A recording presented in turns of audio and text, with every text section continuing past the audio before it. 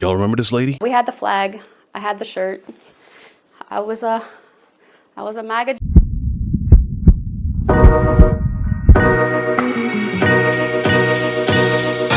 This flag used to hang there. This was the flag Jennifer Piggott proudly hung outside her home during campaign 2024. We had the flag. I had the shirt. I was a Maga junkie. Well, Jennifer's back. She actually did a bit of a follow-up with CNN to express how she feels about DOGE and Donald Trump as far. She was the one that referred to herself as a Maga junkie, remember that, and was completely fine when things were happening to you. I'm going to give them right back to them. Really? Say, congratulations, you played yourself. When it hit home, though, I know that hurt because she was one of 125 probationary employees who were fired from the Treasury Department's Bureau of Fiscal Service in Donald Trump's effort to downsize the federal government. A lot of folks were talking about her because we all recognize her from this one photo, this photo specifically, making it very clear who it is that she was voting for, making it very clear also that she was on board with everything that was going to happen, again, to you. Your mitt looks like a boa constrictor unhinged its jaw in an effort to consume a combat submarine. A MAGA junkie who thought her government job would be safe with Donald Trump in office. She was wrong. I cried.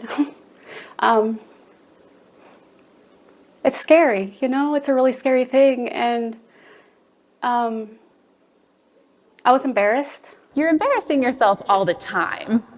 You're just not noticing. You know, one of the factors that must be gaslighting for her, the reason that she was given that she was fired in the first place was because of poor performance. Imagine that. You have a review not that long ago that says that your performance is outstanding. DOGE comes in and then bang, gone, terminated. Why? Because you're not doing your job to an adequate level. Treasury Department's Bureau of Fiscal Service, based here in Parkersburg, West Virginia. The reason given for the firings of 125 probationary employees at the Bureau? Poor performance. I had my last review on the 31st of January, and I had the highest rating that you can get on a review, less than 21 days before I was terminated for my performance. You voted for Donald Trump. I did. Do you regret that vote?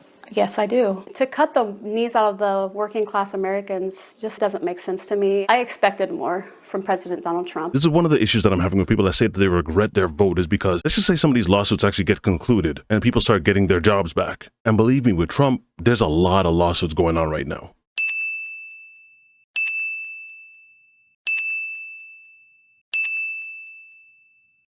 I just wonder, exactly what did everyone think when Elon said that there's going to be pain? We have to reduce spending to live within our means.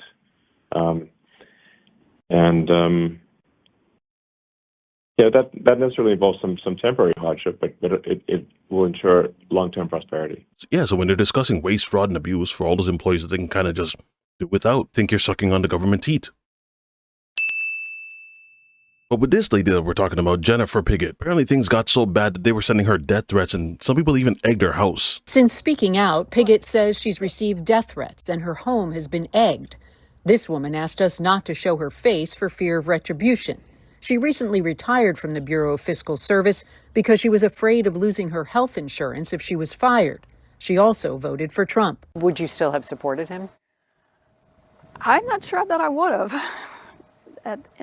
The way that it's been done, I'm for balancing the budget, that type of thing, but not in this context. It's just not right. And to be fair, when the ballots were all done counting, West Virginia went very heavy for Trump. I mean, they might as well have pulled Kamala's name off the ballot. This is what you call a landslide. How they feel now? There's probably some buyer's remorse. Your lives are so sad, I get a charity tax break just for hanging out with you. Nice sweep, no sweep, give your balls a touch. I think it's fair for me to say that they are genuinely a MAGA town. So when you hear about egging, yeah, I'm not surprised. But threats?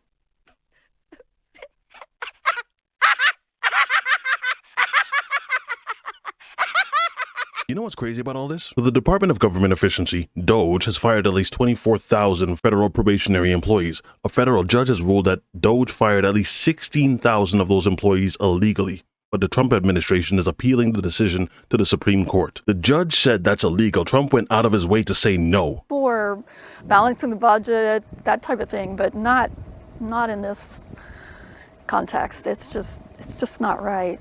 Earlier this month, a federal judge ordered half a dozen federal agencies to immediately offer thousands of probationary employees their jobs back. But this week, the Trump administration asked the Supreme Court to put that judge's ruling on hold and stop those employees from returning to work. Eric Engel is a representative for the National Treasury Employees Union. They are fully reinstated, all 125 of them. They are on paid admin leave. Now they're getting paid for not doing their job. So did the government really save any money here? Not at all. No. That's not. I personally don't believe that was ever the point, but they're not saving any money from these probationary and trial period employee firings. This has nothing to do with eliminating waste, fraud, and abuse. And so they do a follow-up with Jennifer and they ask her, well, if you could say something to Donald Trump, what would you say? And her response is, I expected better. Now my question is, why? I saw the rallies. I saw the debate. I've heard his speeches. I expected exactly this. A lot of people expected exactly what you're seeing right now, which is why they were all screaming, don't do this. Come on, baby. That's hardly any consolation to Jennifer Piggott and her family. If you could say anything to President Trump now, what would you say? I expected better from you. I really did. I expected that you would do what was right and cut waste and fraud and all of those things that you promised us before we elected you in office, but you're not doing that. You're creating a disaster, and I don't know what America is going to look like if this continues. Unfortunately, that's one of the problems that you see right there. Listen to what she just said. I expected that you would do what was right and cut waste and fraud and all of those things that you promised us before we elected you in office, but you're not doing that. You're creating a disaster, and The problem is all the things that he promised that he would do during his campaign, he's doing. Because some people are on board and some people aren't. Guess who knew exactly what was going to happen? These guys. I'm sorry, but no red flags went up for anyone when they saw this. I'm not a conspiracy theorist.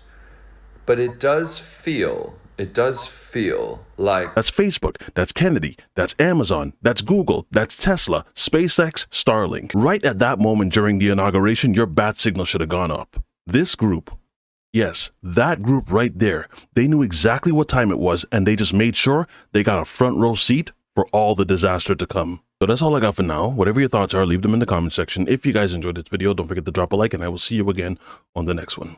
Be easy, y'all.